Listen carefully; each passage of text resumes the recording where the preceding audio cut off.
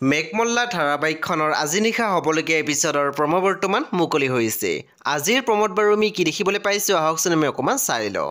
আজিৰ প্ৰম'ৰ প্ৰথম ভাগতে আমি দেখিবলৈ পাইছোঁ ৰুণে কৈ আছিল, যিয়ে হওক তুমি আহি ভাল কৰিলা বেট, নহ'লে এইজনীয়ে মোক দিনটো খা খা বুলি ইমানে বেছি কামুৰি আছে নহয়। তেতিয়া আমি দেখিবলৈ পাইছোঁ জোনে মাত দিছে, এইজনীয়ে মোৰ কথা একেবাৰে নুশুনে, বেমাৰতো আনকি শান্তিৰে বহি নাথাকে তাই। তেতিয়া ৰুণে মাত দিছে, মোৰ নকল কৰিছ তই হা। তাৰপিছত আমি প্ৰম'ত দেখিবলৈ পাইছোঁ গীতাঞ্জলিৰ দেউতাকে কৈ আছিল, অভিমন্যু আৰু ৰুণৰ ইমান ঘনিষ্ঠতা মোৰ ইমান ভাল লগা নাই।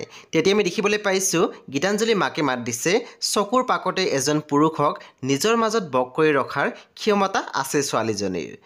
বন্ধু বান্ধৱীসকল, আজি নিশা 9:30 বজাত ৰং টিভিত আহিবলগীয়া মেঘমল্লা ধাৰাবাহিকখন খুবেই বেছি ইণ্টাৰেষ্টিং হ'বলৈ গৈ আছে। আপোনালোকে চাবলৈ একেবাৰে নাপাহৰিব। পৰৱৰ্তী আপডেটৰ বাবে আপোনালোকে আমাৰ চেনেলটো ছাবস্ক্ৰাইব কৰি কাষত থকা বেল আইকনো টিপি দিবলৈ একেবাৰে নাপাহৰিব।